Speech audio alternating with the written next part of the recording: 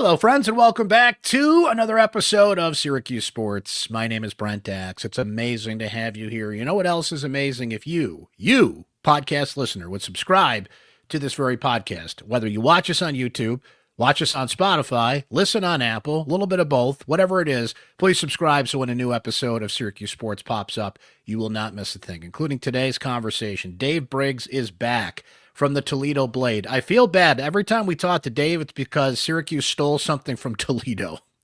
First, it was Vince Karras, the defensive coordinator, a couple of players. Is Syracuse and Toledo even going to play that scheduled football game? It's off for now, but maybe with Bryan Blair, now the athletic director at Syracuse, coming from Toledo, perhaps that game will be put back on the schedule. So Dave is, you want to talk about Toledo? He is the guy, and a terrific writer for the Toledo Blade, covers all manners of Toledo sports. So we wanted to get Dave's perspective on just who Bryan Blair is, the new athletic director for Syracuse, who will come in from Toledo. And right away, we'll be given a major task at Syracuse, hiring a new basketball coach. And then he can get to work on all the other things.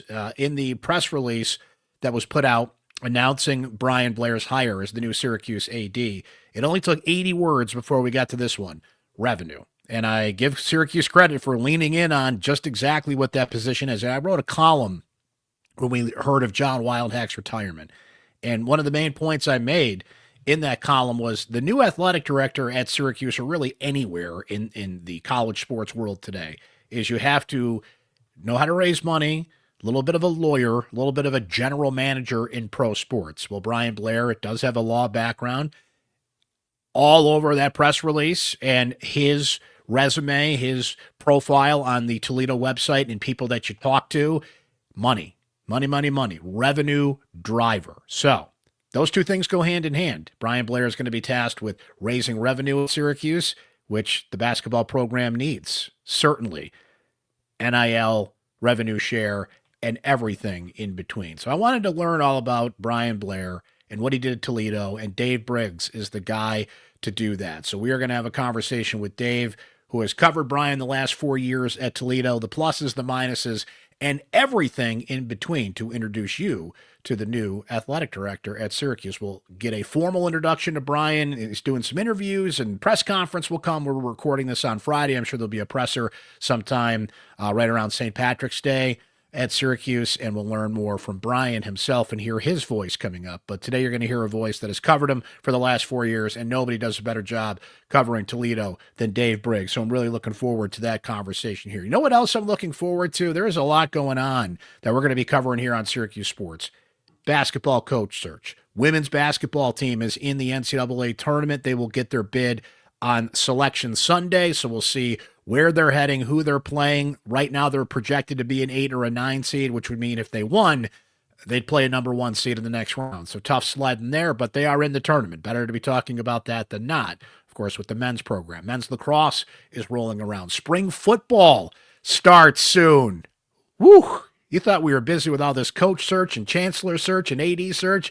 The sports are still going, friends, and we'll be all over it both here on the Syracuse Sports Podcast and the Syracuse Sports Insider text line, which gives you direct text message access to me anytime. Your questions, your comments, your thoughts, your opinions. You just want to shoot the breeze and talk SU sports. That's what I'm here for, friends. It's just $3.99 a month to be a Syracuse Sports Insider. You can try it free for 2 weeks. Check it out. The info is right there on your screen in the show notes as well on how you can sign up today to be a Syracuse Sports Insider and join our growing community of some of the more passionate Syracuse sports fans out there. We often have Axe, Brent, anything pods, and you can do that anytime you want. Just send me a text. Hey, Brent, what's going on with this? Let's shoot the breeze. Let's talk SU sports. So we would love for you to be a Syracuse Sports Insider today. Not only our insiders, but anybody out there in Podland watching and listening. We love to highlight and feature your original music here on Syracuse Sports. We have had some great bands featured here on the show. I've been thrilled with the submissions that we have got. It's a Syracuse sports podcast, so most people are associated with Syracuse one way or the other, but you don't have to be an air quotes local band to make it on, though we've had some great bands from Syracuse that have made it on. Send me your music. You can find out how to do that in the show notes. Get in touch, and we would love to highlight your original music here. Are you in a band? Are you an independent artist? Do you want more people to hear your music, to be linked to your music? That's what Uncle Brent's here for. Please get in touch. We'd love to highlight more of your original music here on the pod. So what we do is we play a little clip of it here as we transition to our interview, and then we'll play the song in its entirety at the end of the podcast. And we're going to turn to a band we featured before, and we're featuring again. They're called Rumble Strip. This is a fun little song called Uber Driver, I think, that you will enjoy. So a little snippet here, and we'll play the entire song at the end of the pod. And then right after this, we will hear from our friend Dave Briggs, the Toledo Blade. Let's learn about this new Syracuse athletic director, shall we?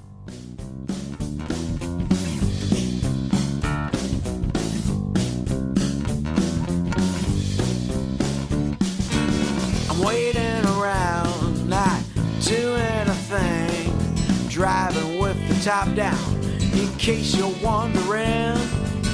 Don't got a meter, no, I'm not on the clock. Hold on for your life, because you're in for quite a shock. I'm your Uber driver, how do you do? This here ain't no yellow cab you're talking to. Yeah, I'm an Uber driver. Man, it's cool having graduated driving school.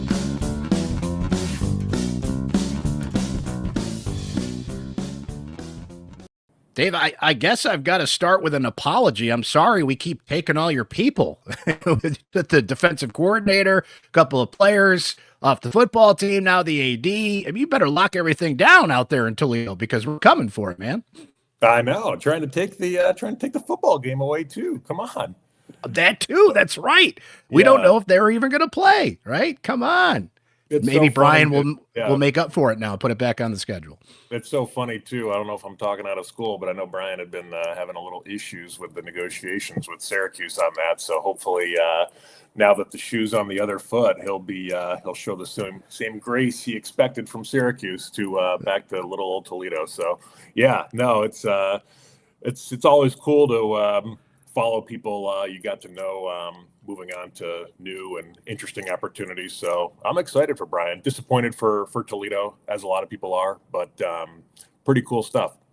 Yeah, you wrote a great piece for those that haven't seen it. That's hey, Brian did a great job here, but maybe left some things unfinished here. So let's go over the Bryan Blair tenure at Toledo and the things that really pop out to you, Dave.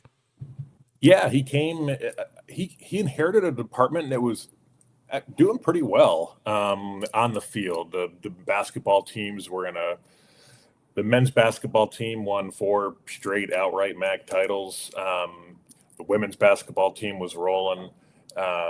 Football was a little uneven, but on path to when he got there in spring of 2022, they win the MAC title. The next year they go 11-1 in the regular season, 11 straight wins, are in the national polls, kind of in the fringe of this was before the year before the playoff era. So they were in that group of 5 New Year's 6 bowl discussion till the very end. They lose the MAC title game. Liberty gets the bid. So it inherited a department that was doing pretty well. And then maybe he helped elevate the performance in some ways, but his big thing was just his ideas and his ability to generate revenue. And it's funny, the former AD was a good revenue generator, but I do believe that Blair just kind of came in, and with that vision, he talked consistently about taking Toledo from very good to great, and he had a way about him to just explain it and just kind of daring Toledo fans to maybe think bigger than they ever had in this new era where there were new carrots. Toledo football fans had never thought of, if you had even if you went undefeated, you were just going to go to, I don't know, the Tangerine Bowl, like they had in previous undefeated seasons. Yeah. And now there's the playoffs, or basketball. I mean, Toledo men's basketball, always a very good program, but in these one bid leagues, they haven't been to the tournament since 1980. It's crazy, but even that, he's like, look at what these runs in the tournament can do. I don't know. He just had a way of kind of elucidating what it could mean for a university with declining enrollment. I mean, Toledo is at a crossroads with a lot of things besides athletics, and he kind of was able to pitch athletics as a vehicle and whether you bought it or not, as a vehicle to change the broader fortunes of the school, the town, the region. and a lot of people believed in that vision. And he formed a philanthropic arm that I think was raised $11.5 million. They increased their donations to the Rocket Fund. They increased general gifts by 200-300%. So the money was pouring in, and he did a great job with that. He was also very ahead of the NIL and rev share space. He was very good at seeing into the future of college sports, being on the cutting edge there. And last year they went all in on football. I believe their payroll was north of $3 million with rev share, which was the most in the MAC, at least, and certainly had a lot of talent. The season didn't go as anticipated, but off the field, just the mechanics of everything, and just the way he was able to just kind of set the department in motion, the momentum. A lot of exciting things, a lot of unfinished business on the field, but he set the foundation for what a modern athletic department should be. Dave, in the press release that Syracuse put out, it took 80 words before they got to the word revenue. There was a big section of, you just laid out some of these things. I thought I was reading like the quarterly report of a business. They just were going over, how much percentage they were up on this and brought in these sponsors. And look, I give them full credit for leaning in on this. That is what an athletic director does in 2026. So where did Bryan go to get that money? Was it alums? I saw a couple of sponsors in there that came in as well, mix of everything. Like, how was he able to raise revenue? Who did he go to in order to do that? Yeah, I mean, the alums, the fans, the traditional boosters, but also just new sources in the community. I mean, Toledo's a unique place in the MAC, the biggest true college market. Buffalo's technically a bigger market, but the focus there is on the Bills and Sabres.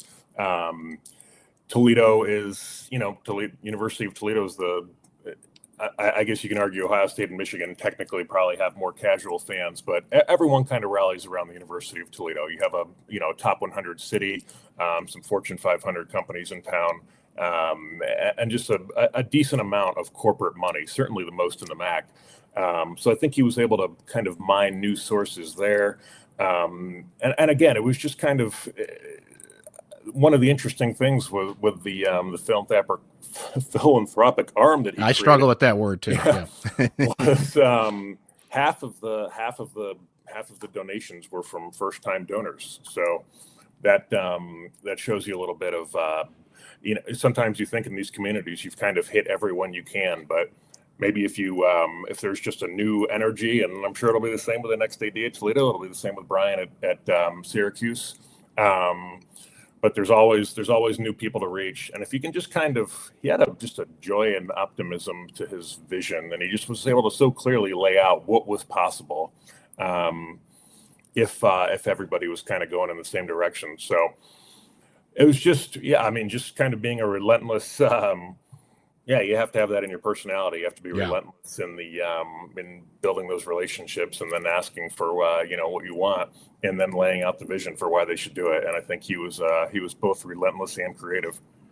Does that, you think, harpen to, it's unique in that he's 40 years old. He was the youngest AD when he took over a few years ago, nominated for the 40 under 40. I believe Sports Business Journal does that. It's unique to have somebody at 40 years old coming in as the athletic director. I'm now officially older than the athletic director, and I don't like that. I don't like that I'm becoming that guy that's older than the key people at the place you cover, but I was going to get there someday, Dave, right? And John Wildhack, on his way out, has stressed, it's something you touched on, corporate money. Like, Syracuse has got to find that local corporate money. So to hear that Bryan had done that in Toledo, we'll anticipate him doing that. But how much of what you're describing with Bryan just comes from the ignorance of youth, I guess, 40 years old and just full of let's go get him, and the energy, and just his approach in that way, and being a younger guy who's maybe a little more optimistic about things and can go in guns blazing? Yeah, for sure. I think there's a lot of that. And Bryan was, there was a certain segment of cynical / maybe just battle-hardened Toledo fans who thought Bryan was too much, and just saying, let's go, these ambitions, let's go to the playoffs, let's make big runs, let's build the best facilities in Group of Five, and just kind of thinking, well, yeah, that's nice. But yeah, I think there's a lot to just having fresh energy. You haven't been through the battles. You haven't seen the years and decades of I guess the negativity maybe, or told what you can't do at a certain school. I'm sure that'll be at Syracuse. You're probably told what you can't do in football, or what Syracuse basketball is a brand of the past associated with only one person. That certainly won't get in Bryan's way, in the way he's able to lay out the vision. But yeah, no, I think there's a lot to that. A lot of people said it was pie in the sky, wish casting, blah blah blah. I always thought it was just a blast of fresh air, just kind of showing people, and nothing that he said was unrealistic. Certainly, they were incredibly high goals, but with the right investment and sharp people running the show, I mean, you can get anywhere when you have the foundation of a place like Toledo or now Syracuse. So, yeah, I do think some of it was the naivety of youth, not caring what kind of some of the old ideas were, but yeah, sometimes that's needed. Dave, there might not be a bigger decision he makes as the athletic director at Syracuse than his first task, and that is to hire a basketball coach. You said it. The history of Syracuse basketball speaks for itself, but the recent history has not been good. They've missed the tournament 5 straight years. They have not been ranked since December of 2018.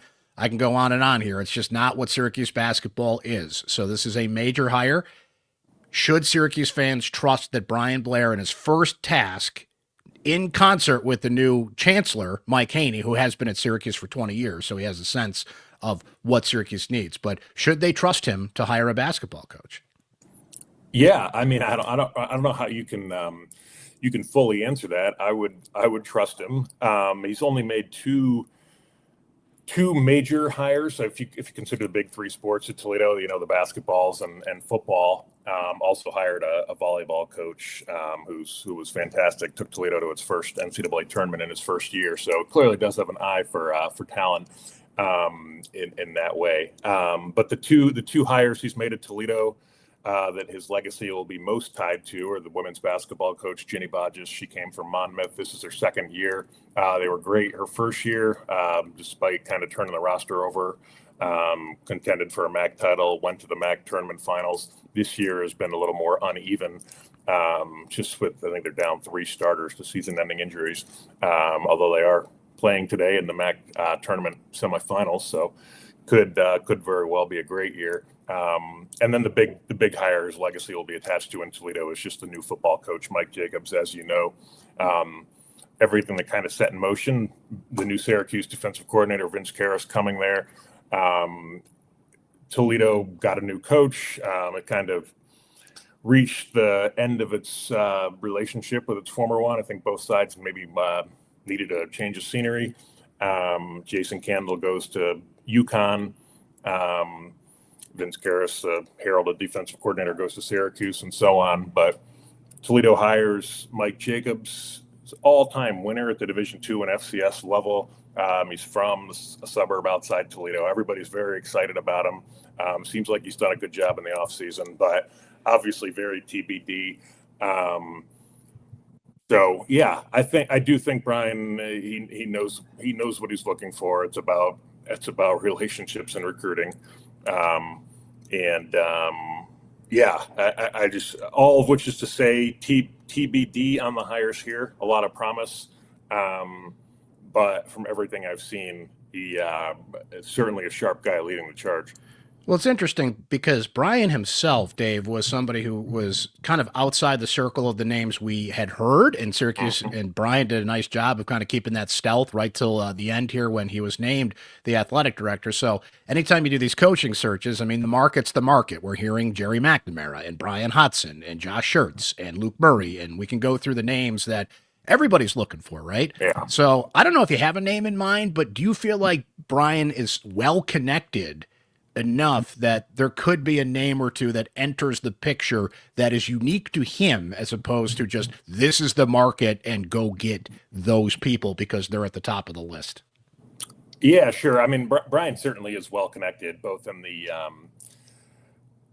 he's very respected in the national circles, and Seems like it, yeah. But I obviously he's had as any AD would have, he had a list of names in case Toledo's basketball coach moved on. He was a finalist for the Utah State job a couple years ago, so if he needed to make a change, certainly had a list. But that was at Toledo, obviously a completely different set of names.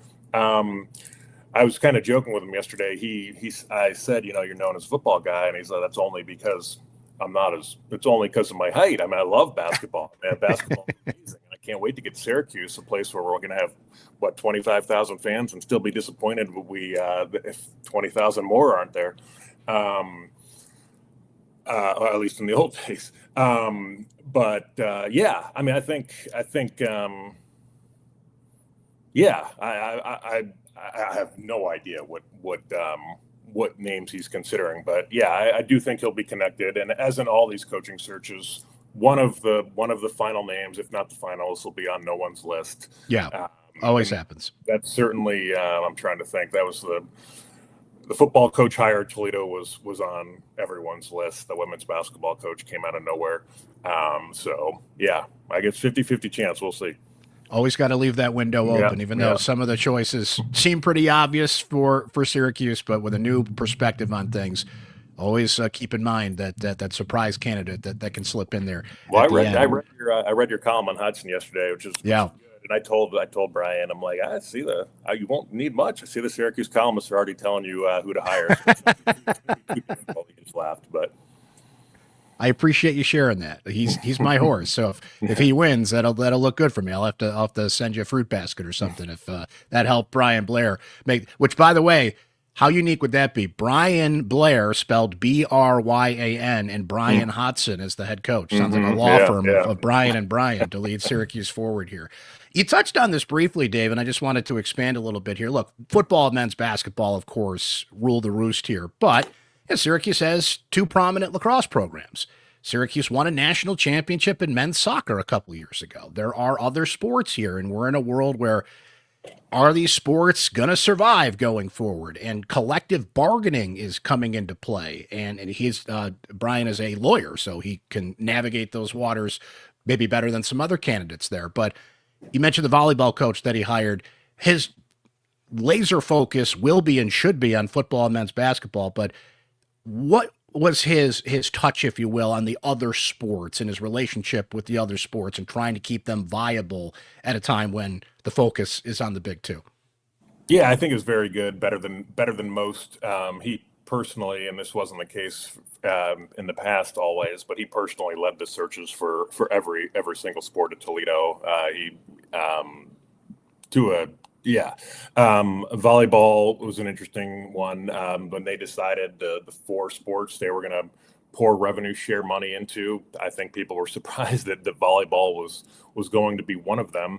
But it paid off this year. They hired a top Ohio State assistant. He proved great. They go to the NCAA tournament for the first time. Kind of energized the college volleyball scene in Toledo for the first time ever. Honestly, never been to a game before this season. This year they got, when they played their rival Bowling Green, got 3,000 fans in the basketball arena, which was certainly exciting for this level. He's at all the games. He's very, I think his ambitions for the other sports probably frustrated some who said you need to be focusing on completely on the prize. But even something like the bringing baseball and softball onto campus, they have a big vision to build a new baseball and softball facility on campus, kind of next to the Glass Bowl in a way. Currently, they play at a park a couple miles off campus. Terrible setup, kind of a glorified high school Oh, venues. jeez. Yeah. So he and some people would have said, just leave that alone. Who cares? Any second not spent on football or basketball is wasted. But he did see the vision for the entire department, and I think if there are powers, like you said, soccer, lacrosse, the bit, that will be. It won't be his first priority, but yeah, he will see the value in a well-rounded department. Ian McIntyre, the men's soccer coach, was actually on the committee that recommended Bryan Blair, so he's off to a good start there. I guess we got to end with football. That's the big one, and you joked with him that he's a football guy, and here he comes in. Fran Brown, terrific first season. Not so good in year two with some injuries, notably at the starting quarterback last year. Excuse me. How do you think that relationship will be with Fran Brown, with his dedication to football? Bryan made the change at football at Toledo, and now Vince Karras is here, so they might have to mend some fences there, maybe. I don't know. I'm just thinking about the changes and why Vince Karras ended up here, but football's the priority as much as men's basketball is shining bright here, and that is a big position that has to be filled. But Bryan Blair, the football guy, tell me about that. Yeah, I mean that's certainly what he's known for. I mean that's where he's a former college lineman at Wofford in South Carolina. Football certainly is his number one sport as he kind of came through the ranks of the deputy role in South Carolina, Rice, Washington State. And now Toledo. Certainly his goal was making football, the top Group 5 program in the country, and poured the resources necessary into it to at least contend for that. I think you'll hear a lot of the same things we heard at Toledo with Syracuse football and men's basketball. Just at a new scale. Playoffs should be the standard for Syracuse football, and getting back to the Final Four should be something Syracuse basketball does in short order.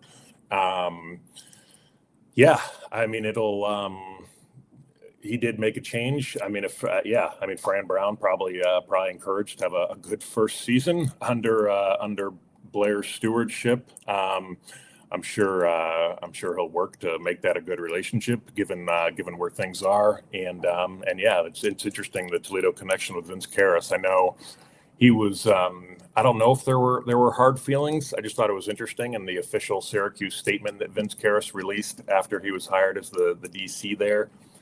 He thanked a lot of people, including former Toledo coach Jason Candle and the athletic director who hired him, but did not mention Bryan Blair, who was his boss for 4 years.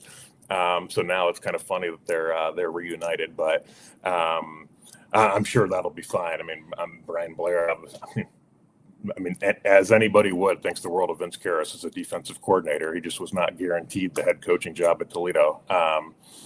So yeah, I think I don't know if there's any fences to mend, but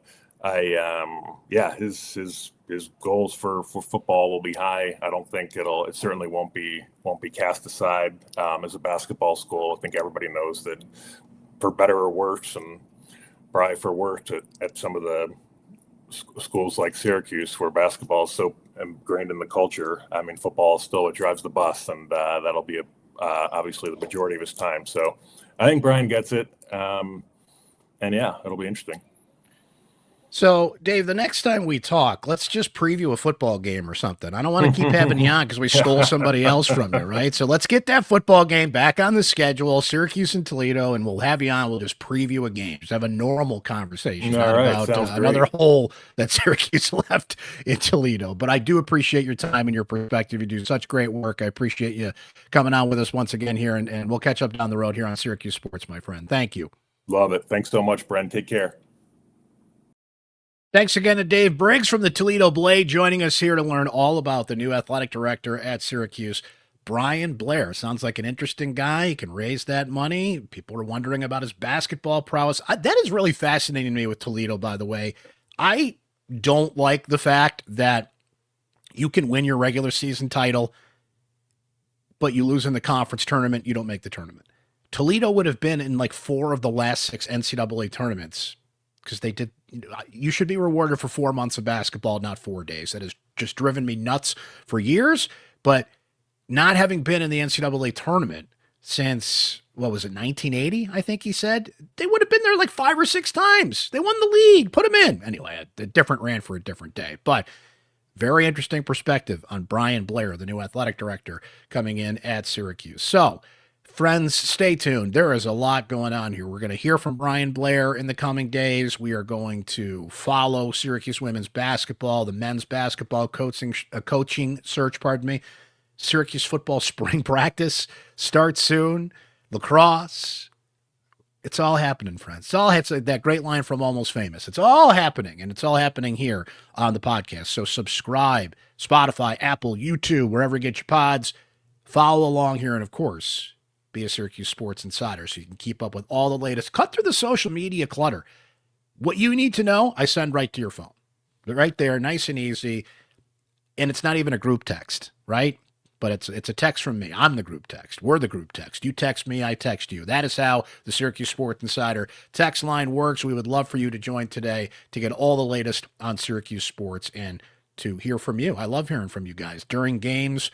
The emotions, the roller coaster ride of what's going on during Syracuse athletic events. Only your voice gets featured here on the Syracuse Sports Podcast and our live post-game shows. We have a secret voicemail line, which only our Syracuse Sports Insiders have access to. So please join today. Please keep up with the pod. We got a lot going on, and we're going to keep you all up to date as we go forward here on Syracuse Sports. Thanks for listening today. Please subscribe, and please send in your local music, your verified independent music that we can feature here on Syracuse Sports. Get in touch. Want to hear from not just, I keep saying local bands, independent bands. You are in a band. You have music. You want to share that music with the world. Share it with me, and I will share it here on the Syracuse Sports Podcast. Get in touch, and you can get all the information in the show notes on how you can do that, and we will feature your music here on the pod. Let's let them take us out once again here. Our friends from Rumble Strip. This is called Uber Driver. Fun little song here. We'll catch you next time here on Syracuse Sports.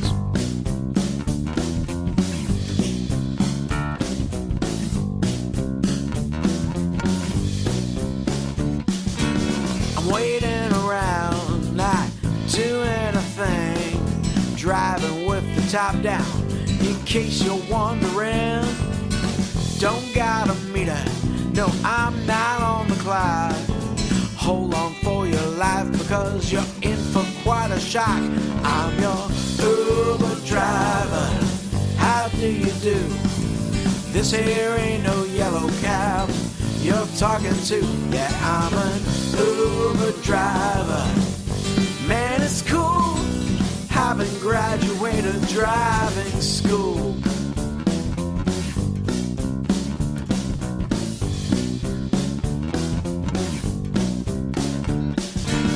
I don't stop for buses, no, I don't stop for trains.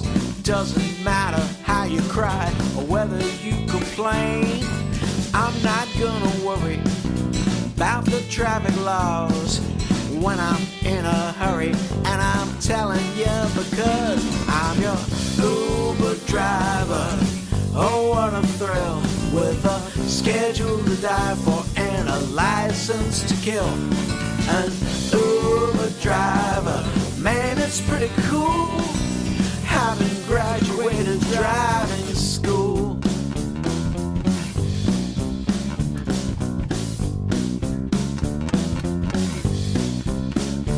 Yeah!